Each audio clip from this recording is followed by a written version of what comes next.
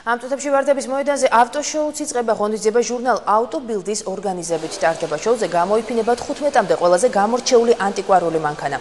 ხალხი მოეწყობა ავტომობილების უახლესი მოდელების ჩვენებას. ავტომობილო დილერები მხოლოდ ერთი დღით ავტომობილების ახალ მოდელებს უპრეცედენტო ფასებად გაყიდიან. ბანკი რესპუბლიკა კი თბილისობის ფარგლებში მომხმარებელს ავტოგანვადების შეღავათიან პირობებს შესთავაზებს.